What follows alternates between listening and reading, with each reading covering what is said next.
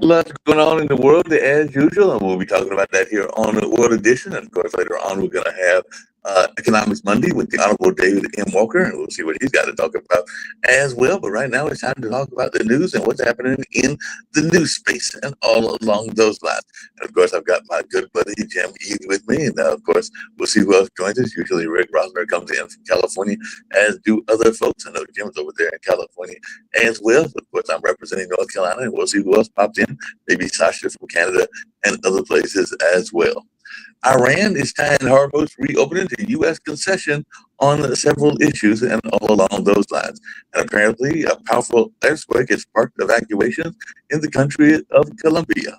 And the Tupac murder trial witnesses include Suge Knight and the Diddy bodyguard. So it looks like there is finally a trial that's dealing with the Tupac case. Of course, Tupac was killed years ago and all along those lines. So that's just some of the things that are happening in the news. We'll see what else is happening. And of course, I'll bring in Dr. Sharif as well as others. And like I said, I do have Jim Ead with me also, and we'll see what a number of folks are talking about in a number of these stories and what's going on in that space. But yeah, it looks like a lot taking place in the world, including budget deals and what's going on with the price of gas. I understand that even though I don't drive, it's still very high and all along those lines. So that's not a good sign, but hey, that's what's going on.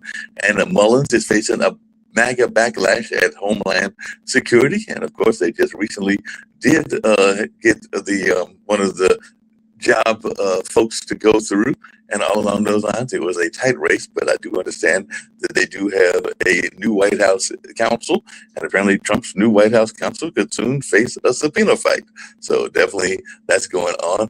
And Russia's only peace party is preparing ahead of stuff going on in September. And yes, there is a pro-peace party in the whole country of Russia. Who knew that? I did not really realize that they had a pro-peace party, but apparently there's one, and maybe Jim knew about that and all in that space. And AOC isn't rolling out running for president or Senate. So we'll see what happens in that space and all along those lines, and whether this is a good thing or a bad thing or how this all plays out in that regards. But I'm going to bring in my folks and see what they've got to say about a number of these stories and other stories as well. And all in that space, I know that Jim is a man of peace, and I know that he's all about peace. And I don't know if he knew that Russia had a peace party, but apparently Russia has a peace party and everything like that. So I guess they're probably not that active under Putin, but apparently they do have a peace party, and maybe they need it because Ukrainian drone strike kills 13 inside of Russia, authorities say, in the deadliest attack in 2 years. So Ukrainian drone attacks kills 13 deep inside of Russia and all in that space. And a refinery was reportedly hit. So I know that war's been going on for a while, so no peace there and everything like that. And Benjamin Netanyahu is rejecting Donald Trump's Gaza peace plan. So Netanyahu calculates upsetting Trump in his least bad option. So I guess he's rejecting the Trump-backed Gaza plan for Hamas disarmament. So I guess he's not going for that in that space. And Iran, like I said, did outline conditions for reopening the Strait of Hormuz. And the oil prices are climbing on stalemate in the Strait of Hormuz.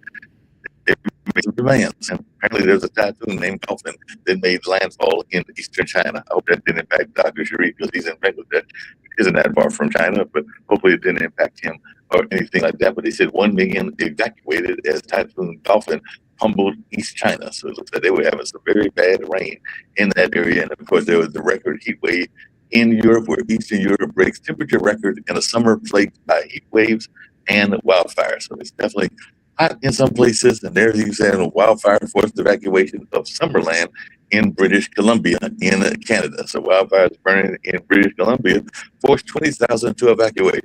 I don't know, but it doesn't seem like the weather is really happy with us. Jim, what are your thoughts? Because even Puerto Rico is having to implement water rationing amid a severe drought. So it looks like even though I know there's some people that don't believe in climate change, it looks like the climate is saying that we're doing all kinds of crazy stuff. So what is your take on what's going on with climate change? And as I asked you earlier, did you know Russia had a peace party? No, yeah, you never know what's going on in Russia unless they tell you, and then you have to wonder if there's another source.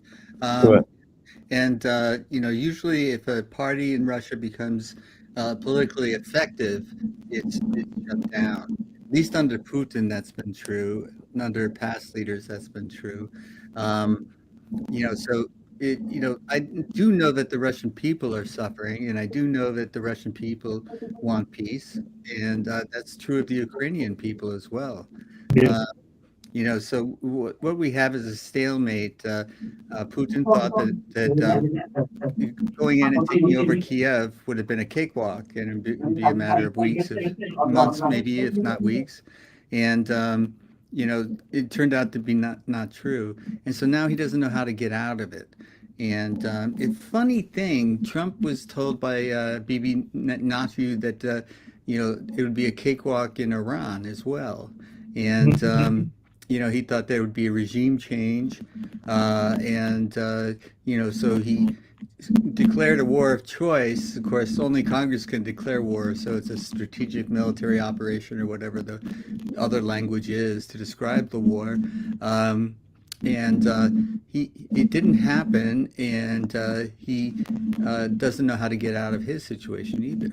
And it wasn't a surprise to me that Netanyahu refused the Trump proposal because the threat to Israel is Hamas, and without Hamas disarmament, Bibi's not going to be happy. But of course, what Israel is doing in Gaza is reprehensible, and we need to be able to stop it. But once people start these things, sometimes it's very difficult. And the only thing that I can say is that don't start them in the first place. It's a better idea. Don't start the war in the first place. We don't need to do that. Everything like that. See, I think to interfere from Dr. Reed. So maybe it's my good. But not that.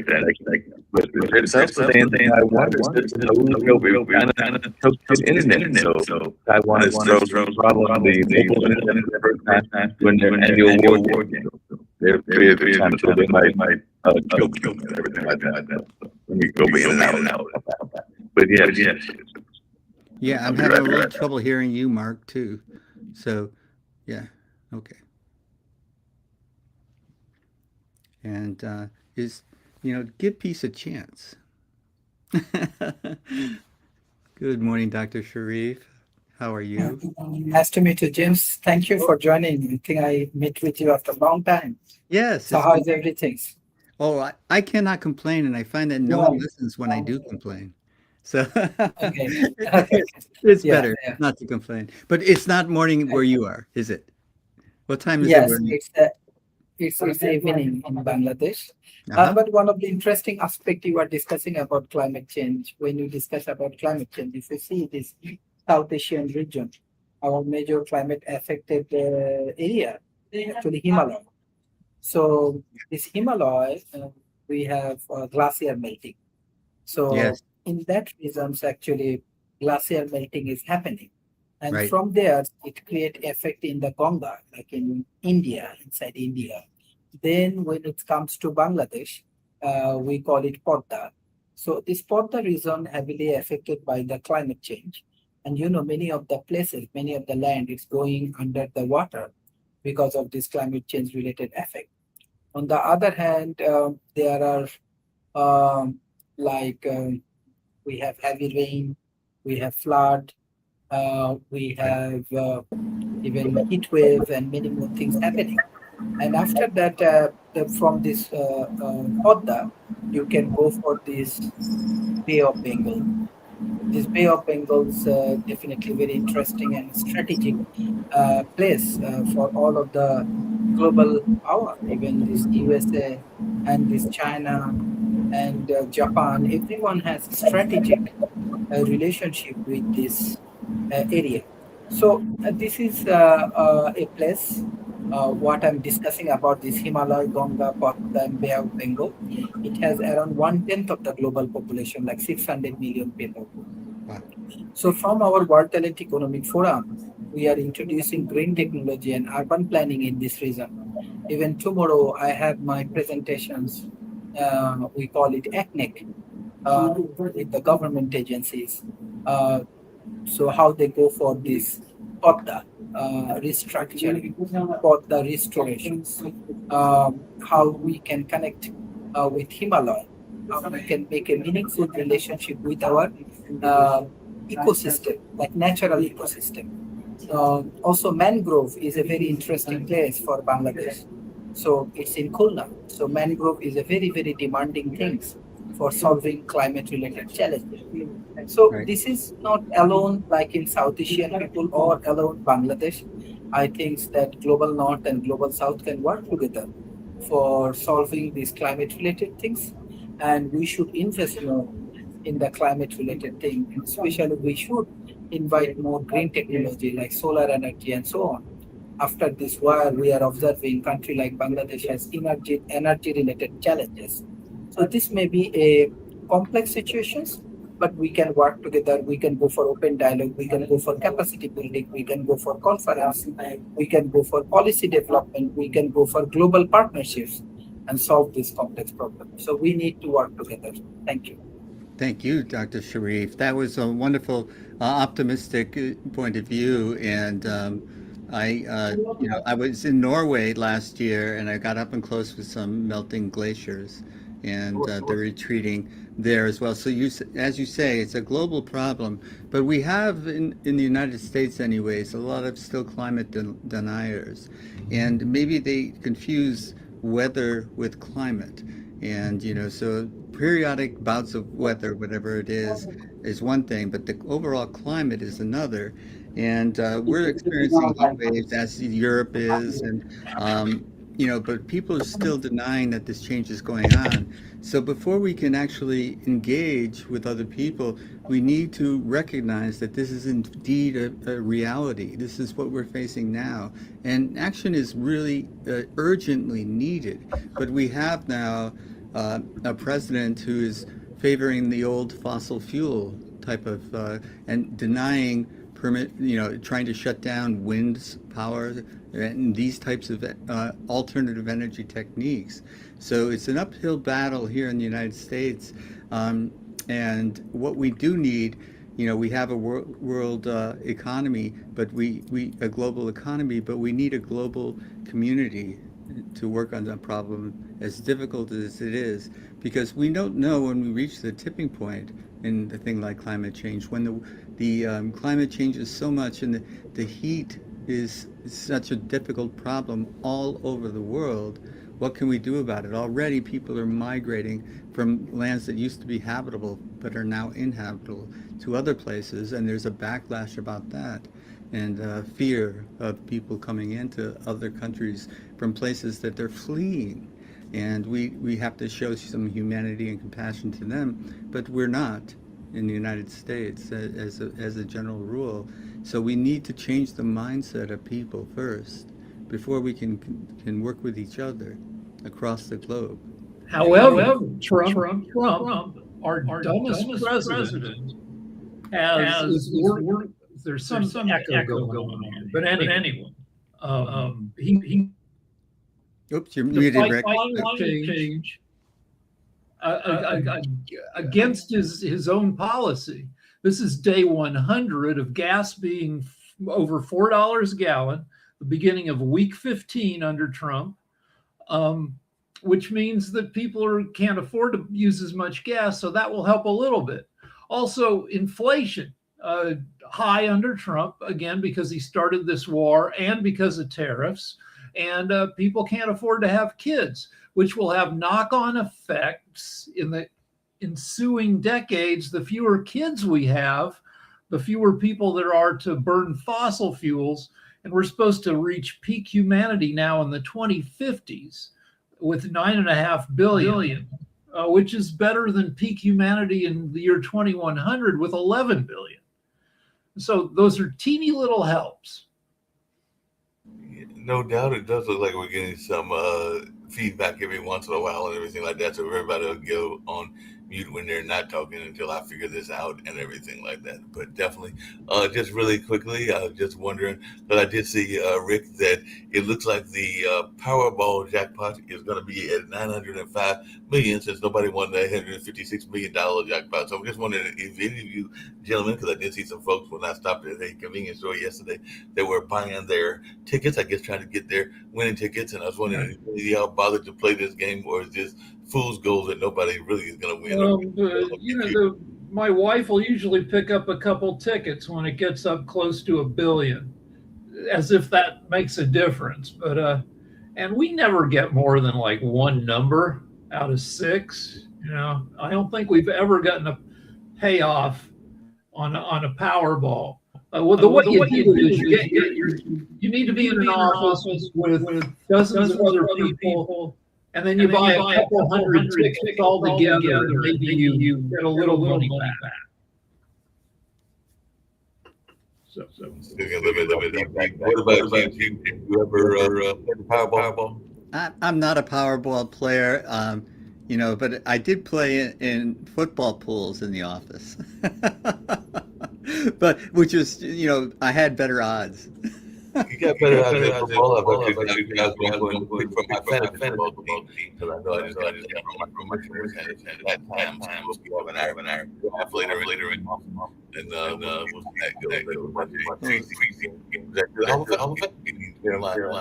Well, the things about the lottery systems and all of this stuff, it was supposed to be used to fund education. Right. And, that was the idea of promoting this, because the government really shouldn't be supporting gambling.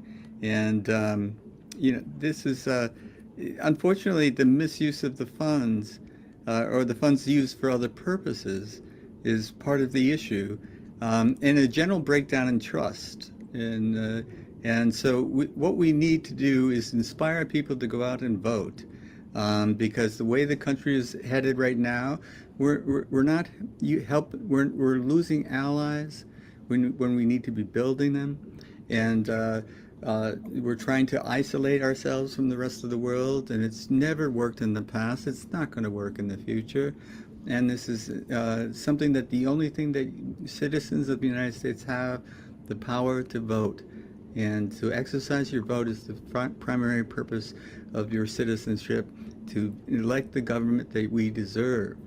And unfortunately, if people sit out, this is the kind of government that we get it. So get engaged, get involved, inform yourself, and vote. Yeah, you definitely got to do that. Hey, Vote early. If you vote by mail, vote early, because Trump is going to F around with the U.S. mail. So Jim, you said that they're not. I thought when we buy a scratcher ticket, half of it goes to education. What are they using for? Well, in the way they will earmark it for that, and then they will use it for other purposes. And I have found that if you follow the money, it's used for whatever the expense of the day is. So it could be anything. That's disheartening. When my wife buys a $3 scratcher, I figure we only get $1.50 worth of entertainment out of it, because the other $1.50 goes to schools. But you're saying no, it's been stolen. Yeah, I don't know how much of that $1.50 goes to the schools. Some of it does. Because we're already stealing from schools in the state of California because of Prop 13, which limits property taxes. Right. If you live in California, you've got a deal on property taxes. It's much lower than just about any other state. But it also means that roads and schools get screwed. Yeah, if you bought early, you pay higher property taxes if you buy now. So people hang on to their homes. Well, the And- longer they have a cap on how much you can go up per year. So the longer you own your home, the better the deal you get. which means that the homes don't come on market the way they used to. So prices go up, which is inflationary. It's very hard to get started. And the other thing that I am against, although it sounded good when I first heard it, is a billionaire tax. And you know what we have are people that are getting out of people. You know, people like the Trump family who have egregious plans to avoid taxes, although they're making millions and billions of dollars. And so there's an outrage against that in general. The billionaires should pay their fair way. But the billionaire tax only causes the billionaires to move elsewhere. And so it's a self-defeating kind of proposition. Look at Tiger Woods. He grew up in California. And as soon as he started making millions of dollars, he moved to Florida. And this is the kind of thing that we tried it with our best thinking and our best intentions. We produce counter effects. It's like messing with the ecology. And you know, let's take this animal out of this situation, and then there's a snowball effect that was unpredicted, but it was not unpredictable. That when we mess with things we don't understand, there can be consequences that we don't predict. Here's some Just breaking Iran. Here's some breaking news. Bad news for Colombia.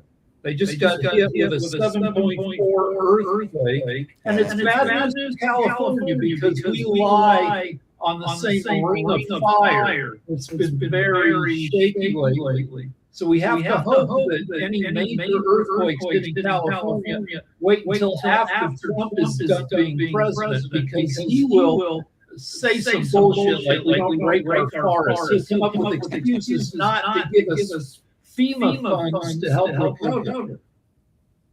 Yeah, and FEMA is another thing. One of the things that has been dismaying to watch has been the sort of in the United States, it sort of didn't matter so much if you were Republican or Democratic president, because you surrounded yourself with competent people.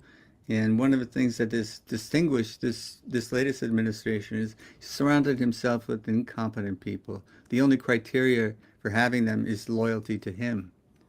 And so these incompetent people, you put them in charge of FEMA, and there are disastrous results. You put them in charge of the Department of Defense, which I guess we call the Department of War now, and you get incompetency.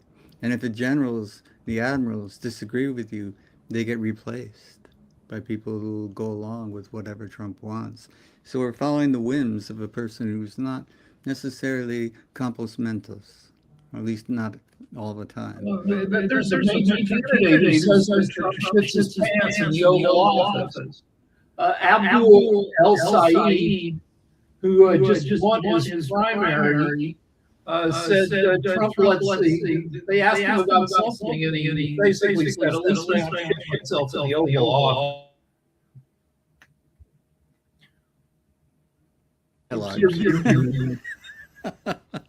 Welcome, Jatovi. Welcome, Sasha. It's good to see both of you. And we're talking now about climate change, the effect on the energy needs, and Sharif was telling us about what the experience is like with the icebergs and glaciers in the Himalayas melting. And I was in Norway last week, and I last year, and we can see icebergs melting. We got up close and personal to these things. And so when are we going to get out of the denial that this is real? There's heat waves in Europe, heat waves in the United States. And is there any chance that the people in the United States will wake up and realize that this is a coming catastrophe and we need action now and get off of fossil fuels as much as we can? Jatovi? The sad reality, there's a feedback somewhere. I'm not sure which one it's coming from. But the sad reality is there will be half of the country will understand the science behind it. The other half won't. What science has become is it's become political. And if it's not based in your politics, you're not going to believe it. You're going to think it's fake now. That is what has been ushered in this era of our political system right now. until that leaves, nothing's going to change.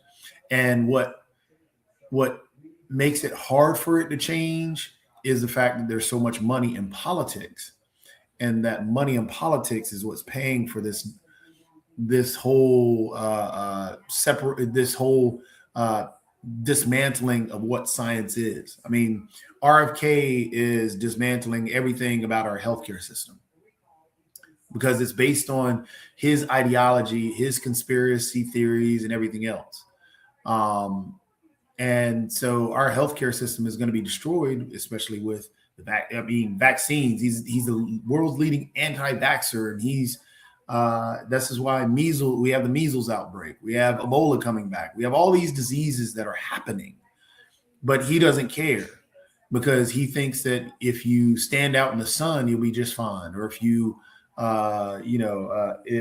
we take the color out of foods, everything is going to be great. I can't read this ingredient, so it must be illegal, even though there's a different name for that same ingredient in other countries, and it's not causing any problems. You're just trying to make stuff up because you're not a scientist. And so that is a representation of 50% of the country right now. But it's not just money in politics, it's money in newscasting to your side of the political spectrum. Fox News is a juggernaut. If Fox News went away, like half of the belief in bullshit would also go away. But Fox is a huge enterprise. If you have cable, you're paying $1 or $2 a month to get hit with propaganda that has you believing stuff that isn't true. Sadly, I disagree with that. I don't think it's going to go away that easy. If Fox weren't here tomorrow, because the news and what people get their information from is so decentralized right now, people are going to YouTube, people are going to TikTok, people are going to Facebook, people are going to Twitter. Right now, what people are searching for, they don't want to be challenged on what they believe, because what they believe, they feel is personal. What they're searching for is a confirmation bias. If I can find somebody, there's speaking of YouTube, there is actually a YouTube video by a group, College Humor. It's pretty hilarious because what they do is they set up a guy in an office, and in that office, the guy calls himself Google. And what they read off, they have individuals in a line, and what is going on is people are coming to his office to ask Google. And the bit is called "What if Google were a guy?" So they have the different people coming through asking, exactly what they would type in Google. Well, there's actually one, and this is what they poke fun at about the whole science thing. This is where it's a great analogy. People do go ask Google for vaccination information. Vaccines cause autism. And the guy pulls out a whole stack. I mean, it's like, a super stack of stuff, piled high, saying this is this information of science and research that shows that Google does not, or that vaccines don't cause autism. But here's this one sheet of paper that somebody wrote that says it does. And instead of looking at the stack of science, the person took the one sheet of paper. And that's where we are right now, is people are going to search for confirmation bias. They're not going to go, if Fox disappeared, they're going to go on TikTok and listen to Candace Owens talk about this stuff. They're going to listen to Jason Whitlock. They're going to listen to, this is why Trump took, what's his name? He's taking these right-wing influencers, sending them to the White House. This is why Russia paid right-wing influencers a ton of money to say what they wanted them to say or to promote Trump. I mean, it's not going away for a while.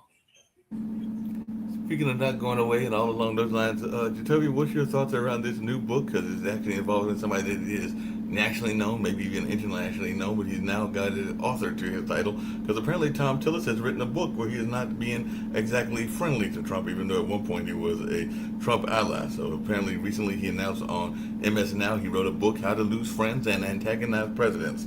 So the trouble with sycophants, courage outsourcing, and partisan group think. And his publisher HarperCollins explained the book. Outspoken and uncensored North Carolina Senator Tom Tillis pulls no punches about his time in Washington and how the sycophants surrounding President Trump, spineless Republican yes men and women, and the weirdos of the MAGA world can't get out of their own way. So apparently he's going after some of the Trump folks, even though, like I said, he used to be a major time supporter of him and everything like that. So what's your take on this new book from Mr. Tillis? Anybody that wants to take this question. I didn't want to dominate the conversation by saying that book is worthless. The reason it's worthless, Tom Tillis voted for Trump multiple times. He actually campaigned for Trump multiple times. And now he's writing a book talking about sycophants, and he voted in the same direction as Trump, even promoted his policies and all. That's a worthless book. It's not, he's not coming out. We legitimately had Todd Blanche up for, he says, I can't vote for Todd Blanche unless he gets rid of the slush fund. They can still bring the slush fund back. He didn't get anything out of it. But you know what else he didn't say that could have blocked him? What he did with Ghislaine Maxwell. Didn't care about that at all. Didn't care about the victims of the whole Epstein stuff. Didn't care about that. Didn't care about all the reason that Trump got rid of Pam Bondi is because he didn't go after he didn't get his vengeance fast enough. So he put Blanche inside. Blanche did the same thing. He didn't care about that. So Tom Tillis, that book is worthless. He's just trying to make money. He's definitely trying to make money, and apparently he said he considers President Donald Trump a CEO, and we know what kind of luck he's had as a CEO. And he said no CEO has experience in every aspect of a corporation. So even though he did blame Hitchens for failing the president on the Iranian campaign, and he said that that's a perfect example of what not to do. But he says you have to have good, strong-willed, smart people with experience to look around corners. So I think he's actually throwing a lot of Trump people under the bus, if I can use that old expression, and everything along those lines. But yeah, it sounds like he's definitely going after everybody but Trump and everything like that. Well, Hegseth is the least qualified Secretary of Defense / War in, I don't know, that I've ever heard of. He only rose to major. He got fired out of every leadership position he ever had. Alcoholic, paid a $50,000 rape settlement, just wasn't allowed to participate in certain things in the military because of his white supremacist chest and shoulder tattoos. Just an overall dumb shit and aggressive dumb shit. Yeah, and apparently he's saying he's not going to switch. Oh, also 85 days until the midterms. So the stuff coming out of Trump and the White House is going to get a little crazier every day. His poll numbers are bad. They're not going to get better. There's a lot of desperation. So just hold on to your butts. Hey, Rick, apparently this is a case of one of those desperations because Tillis says, I want Republicans to win in November. That's why I'm speaking out. And apparently the book comes out on October 6th, less than a month before the general election. So I think that he's hoping that this book will somehow sway maybe some independents or sway some other folks that might have been thinking about voting the Democratic side. Because I did see on a recent YouTube that there is a path to the Democrats capturing not just the House, but the Senate. And it does involve North Carolina. I think it involves Maine, but it's like about 4 states that I think have to be swayed in order for there to be a total switch of power and everything along those lines. But of course, there's the other factors that are tied into that, such as the possibility that Fetterman may switch parties and everything like that. But there is this notion that we may see something go on in the sense of there being some party swayed. Now, most people are saying that the House is going to be definitely Democratic run, but not quite the Senate. So if Fetterman just wants leverage, plus he's a little crazy, yeah, if he's constantly threatening to switch parties, that gives him a ton of leverage in the Senate. Both sides kiss his ass to try to win him over. Well, as far as Fetterman is concerned, don't let the door hit you in the butt on the way out. Because, the guy is a tremendous disappointment to me. He kind of ran as this, you know, um, every everyman kind of guy who's going to, be an independent voice. And, he's turned into another one is Susan Collins of Maine. And that's a race that I'm tracking closely. Susan Collins was the constant tease when she was saying she had concerns and she might not vote for her. And then, 95% of the time she votes along with whatever Trump wants. So these are the types of people, they say one thing and they do another. Pay attention to what they do and vote accordingly. But, these types of things are U.S. focused. And we're talking about the global politics of the situation. And, there's too much war going on right now. What's going on in Ukraine and Russia, what's going on in, the tragedies that are going on in Gaza right now, the tomfoolery of sending missiles against Iran in the hopes of getting regime change.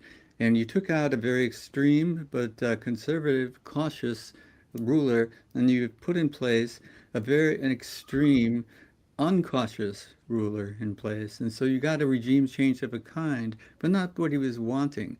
And when the Iranian people were protesting, that was maybe the time to strike if you're going to try to get a real people's type of revolt going. But not after the Iranian government harshly suppressed it and put it down. So, the timing was stupid if that was what your goal was. But Trump has never really articulated the goal. What is it now? To open the Strait of Hormuz? And, well, it was open before he did this. And so this is we're hearing nonsense, and when we're hearing things coming out of the White House, we have to check with what's Iran saying, because he'll say that an agreement is right around the corner, and Iran will say we're not talking. And so we cannot trust what's coming down out of the White House, and this breakdown of trust is hitting our country in many, many ways, but it's made us untrustworthy around the world. So when you talk about this brutally suppressing, the Iranian regime killed 40,000 to 50,000 of its own people, protesters in the street. So it would have been better, it would have been easier to overthrow the regime with those 50,000 people out in the streets still alive. But we waited too long. If we were going to do it at all, I mean, the timing is stupid. I disagree with that assessment, though. That assessment assumes that only those 50,000 and those 50, it's an oppressive regime. So those 50,000 may have been just like the individuals that are there now. The problem comes into play is that it should have never happened.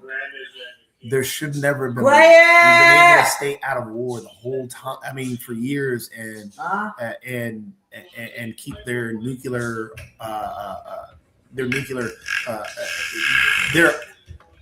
they're wanting to get nuclear weapons. Kept that in check for years, but no, now they don't even have to get nuclear weapons. They got the Strait of Hormuz.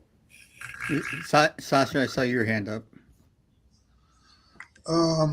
When you mentioned something about that Iran doesn't talk to US. Instead, they issue written ultimatum in writing. And here what they're telling to US, just pack your thing and get the hell out of here. Strait of Hormuz will be controlled by us and Oman. You have to pay reparations, you have to release the funds, Iranian funds, you have to take off all the blockade and sanctions against Iran and just everything. And there is not a word about the nuclear program of Iran, not even a word. So this is a complete humiliation, open wide to the whole world to see it, because it's been published everywhere in English. So you cannot hide that the translation was not exact and that meant something else and that it's not right. It has to be another way around or so on. No excuses. So now Trump has to himself, or he may be hiding behind Huxley and what else, Rubio, so some generals and so on, say that, U.S. actually won the war, we finished the war, we won it, thank you very much. No, Iran will not allow U.S. just to run away. No, there are consequences of this attack on Iran. So you have to pay, my dear friend, and they will not be allowed to escape and just hide and say, okay, well, it was our miscalculations, nothing terrible about it. No, no, no, there is a price to pay, and do it now.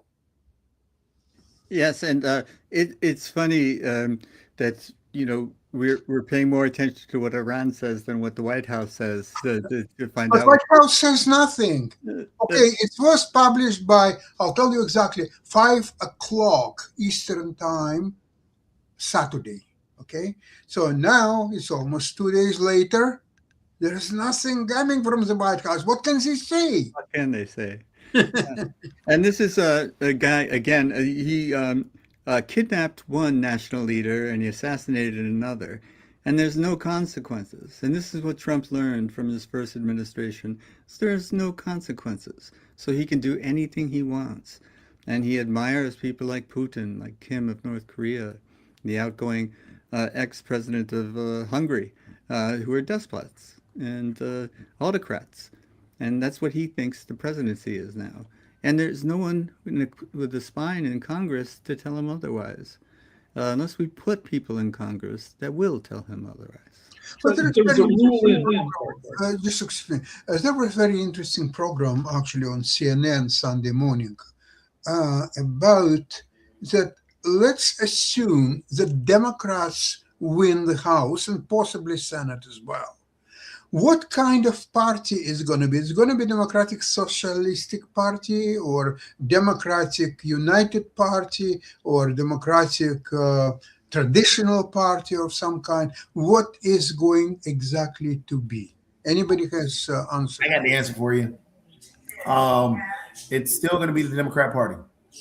I mean, what we're blowing out of proportion is the fact that you have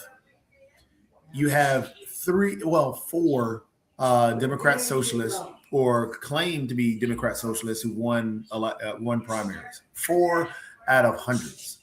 On top of that, you have the Democrat socialists who claim to be a separate thing, but they are only 96,000, I think, less than 100,000 out of millions. So it's not going to change. Mamdani was considered a Democrat socialist, and therefore New York isn't really a socialist or whatever. It's just they're trying. What the problem is that the young individuals that are coming up want to get things done. They're tired of the routine. They're tired of being pushed around. So for these entities, just want to get things done. And so we're blowing that out of proportion while ignoring the fact that we have what's going on in the White House and what's going on the other party, or on the side of the Republican Party and so on and so forth. Because there's a lot of things in there. Tom Tillis had him talking about that. But I think one thing that we know in Ross Bolger that I think honestly Jim used to. And honestly, Jim talked about not being able to trust. And Josh talked about people listening to Iran. Think about that. People are trusting the Iranian government more so than they trust the US. That tells you where we are. That's right. And I agree with what Jatovia is saying is the pendulum swings in our political situation, and we swung hard right. And it elected MAGA people and then Trump people, and they have misgoverned. There's no question. So the pendulum is swinging this way, And so you're hearing a lot more, and they're seeing some success of the Democratic Socialists. But that doesn't mean they've taken over the Democratic Party. Now, MAGA did take over the Republican Party. The Republican Party was unrecognizable. The Republican Party was for free trade, and now we have the president representing them, putting on tariffs.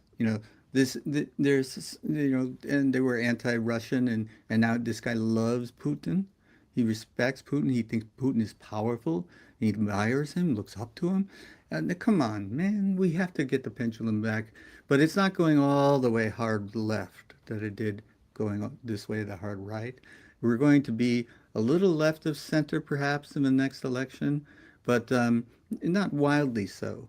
And this is not such a bad thing. What we really need to get is the people that are a little left of center and a little right of center to actually become the consensus. And then we'll see this country at its best. And the funny thing, if you think about it, if you go to both sides, the way that the sides are right now, one party wants to give you, you go to the extreme of that one party, they want to give you free college. They want to give you free health care. They don't want billionaires because they want to spread the wealth around and have everybody on a plateau.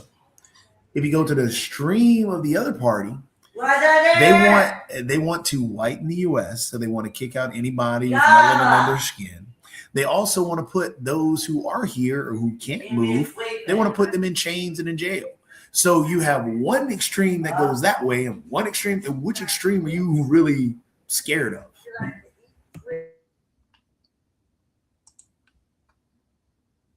Extremists of all sorts are scary. And, that's been true historically as well as today. I want to bring up a principle of politics that if you have bad news and don't want people to notice, you release the news late on Friday afternoon. So you got the whole weekend for people to forget about it. So Todd Blanche, the Attorney General, nobody wants. He was confirmed at 4:30 in the morning at the end of a Friday. That's about the latest on a Friday you can frickin' do anything. 4:30 a.m. They made all these 80-year-old senators stick around until 5 in the frickin' morning. You do the news drop because you don't want to have the follow-up behind it. Everybody knows that nobody wanted Todd Blanche, especially because of all the things Todd Blanche has done. But they did that because of it. Yeah, that's a famous I would thing. like to mention something, that with this economic inequality that is evident today in today's America, and with the enormous decline of Republican Party because of Trump primarily, but not only Trump, and also Republicans, they don't have any idea to be announced how to make life of Americans easier, better. Democrats may actually, in some scenarios, they can go for broke.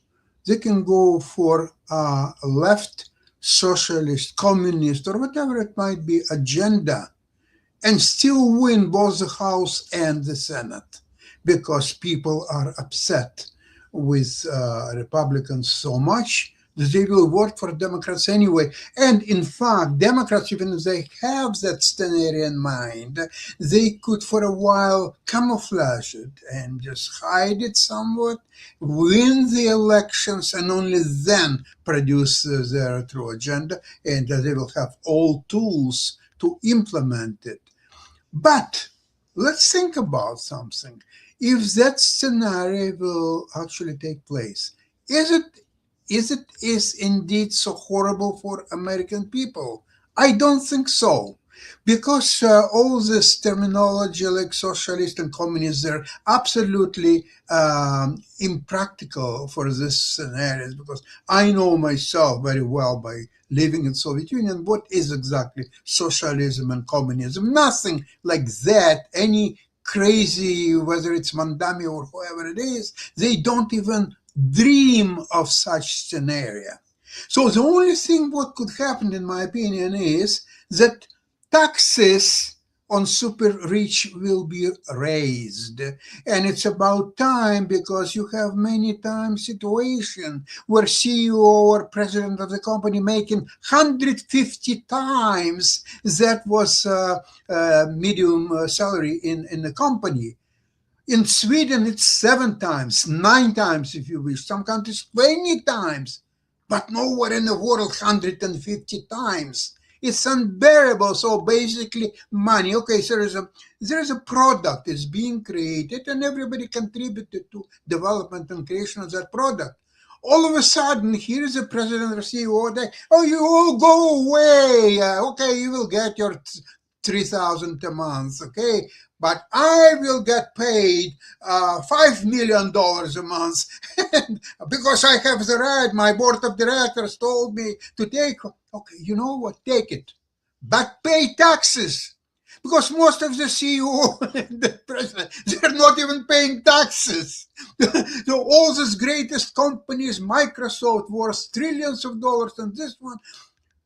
What American taxpayers, what use of this mighty corporation is when they are domesticated in Ireland, for example, and they're paying 10% tax in Ireland. Nothing comes to United States. So what are you talking about? It's a complete bamboozle, and people don't even understand how they're being taken advantage of.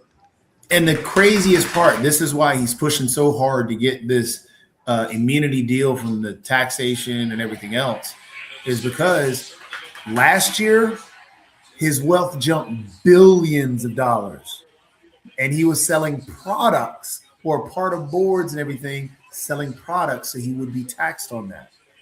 Now, if he gets this immunity deal and his family gets these immunity deals, nothing happens, so he doesn't have to pay taxes from now through the future. That's why he's fighting so hard, because he has never made this much money before.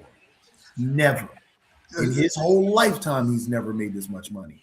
He was never a part of these products before. Now he is. So he's trying his hardest to avoid taxes. So you can ask, how do people keep voting against their interest? And I would argue, well, the one reason is because our poorness is much fancier now than poorness was in the 1930s. In the 1930s, there was people genuinely worried there was going to be a revolution, a socialist or communist, that people were so pissed because in the 30s, you didn't have shit. You didn't have a car. You didn't have crops. All you had was, if you had a dime, you could go to the movies. Now, if you have $268, you can buy a 60-inch TV at Walmart. When I was a kid, the biggest TV you could get, even if you were a millionaire, was 24 inches. And we have credit cards that let us postpone the pain. We have a lot of structures in place to help people lie to themselves that the administration isn't really screwing them as bad as they're getting screwed. Well, I would say that it's more so a lack of understanding of how government works. People don't understand where their taxes are. People think taxes can be a la carte and will be good. It's not that way. The road that we have to drive on, even out of my neighborhood, is paid by the taxes across the city. Me doing this a la carte thing, I'll just pay for my own road. It doesn't work that way. So people's lack of understanding, and it's easy to fool people and say, well, that road outside that your neighbor's driving on, or that other group is driving on, you pay for it. It's not the way that it works. They don't understand from how the police department is paid. Don't understand how the fire department is paid. They think that they understand how the military is paid. They don't understand that. It's truly lack of understanding of how government and how it's paid. Well, Jacoby, you're right. But, Obama took a lot of heat when he said you didn't build that. And, so this just highlights the disconnect between the reality of a situation and people's will to understand the reality of the situation. And, we do rely on the government for many, many things. And the thing is that you kind of get the government you deserve. And, if you don't vote, then, whatever happens, you got no say in it. You got no right to complain. And if you vote and you lose, you can complain, but what good does that do? So round up your neighbors, tell the people, go out and vote. And even if they vote the opposite the way that you want them to, it's important that every American citizen does their civic duty.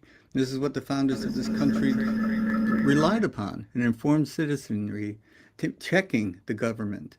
And Jefferson actually expected revolutions periodically because he knew that the government would become dysfunctional and probably autocratic. There was we were revolting against the king, and now people want a king again, and or some people do.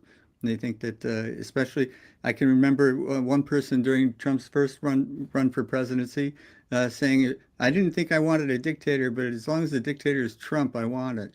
And there is that sentiment, but I don't think it's the majority of the country. And I think if the majority of the country shows up and votes, we'll throw the bums out.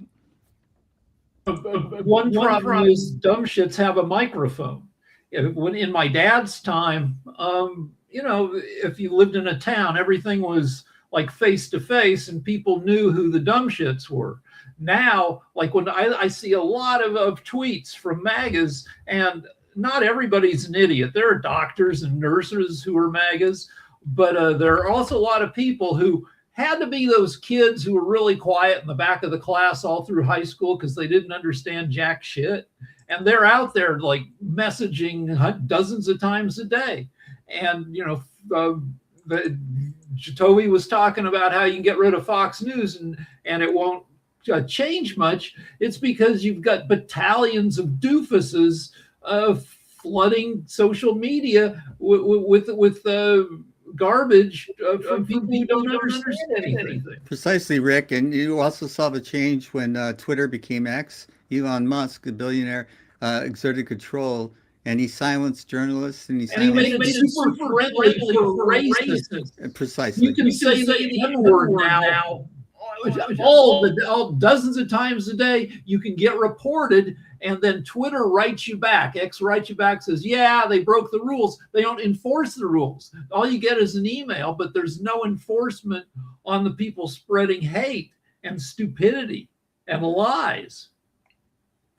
It's because, like I said earlier, people don't like the challenge. It's a natural thing. Nobody wants to do that. So what do you do? Confirmation bias. Then it becomes an echo chamber. These two people said, I'm right. Let me listen to them. Oh, those three people said I'm right. Let me just listen to them. Forget about 5,000 and millions of people who say I'm wrong. No, I'm just going to listen to this right here.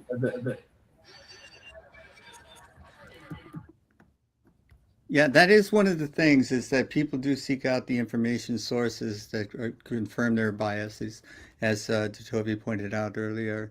But the thing is that you have to give them a choice. When we were growing up, when I was growing up, I should say, we had three choices: ABC, NBC, and CBS, and they were all pretty much saying the same thing. So I still believe that the internet is a good thing, that you have more ability to find out the facts for yourself, but people aren't willing to do the research that's necessary to truly be informed and to get multiple perspectives and to make up your own mind. They like to be told what they think already. It's difficult to change your mind. We're always trying to change someone else's mind, but we never think about changing our own. And sometimes you have to be open to other ideas. And this current use of the word communism as a scare tactic, which has been one of Trump's go-tos, to scare people. And, people, I think, don't remember history. They don't remember Joe McCarthy, a senator, waving documents that had nothing to do with what he was saying, claiming that they were he had proof that there were communists in the State Department. And we have been down this road before, but if you don't know the history, you're doomed to repeat it. Rick? There's the Overton window, which is the window of acceptable shit you can say in debate. And it's shifted almost to the point where idiots can say Hitler had some good ideas, because Hitler died more than 80 years ago. People don't remember. People are uninformed. And Joe McCarthy was around 70 plus years ago. So no, people do not remember Joe McCarthy being a scumbag, alcoholic, bullshitter senator, or I don't know what, who raised all these false warnings about commies in the government.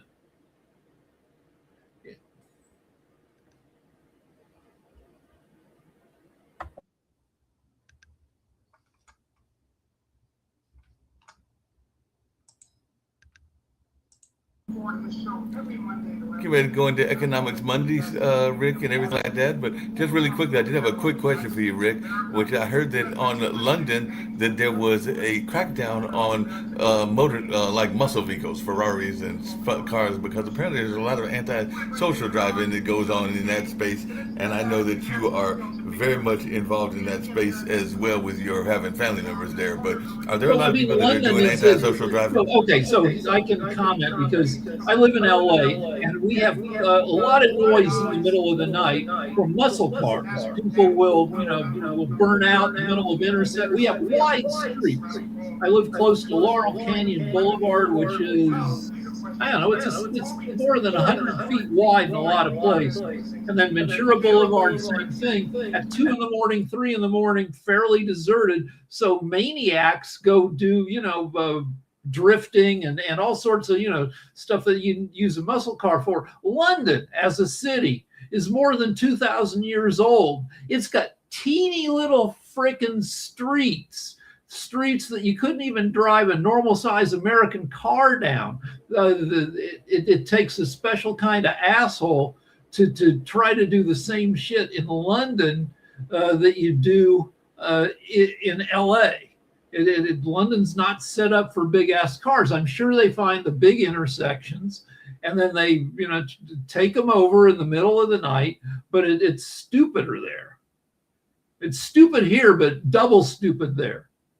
Yeah, because apparently in some of these cities like Kensington and other ones, they were, I think they got like $10 million worth of these big cars and everything like that. So I know that that's not that many, but it's enough to make an impact on what was going on in London, that it was a story that they were doing that over the weekend. They were getting, I know I saw Ferraris. You got Jag-offs every place.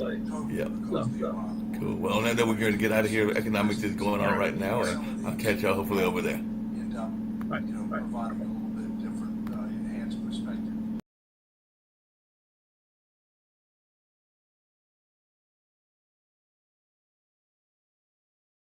When he took office, it was 2.4.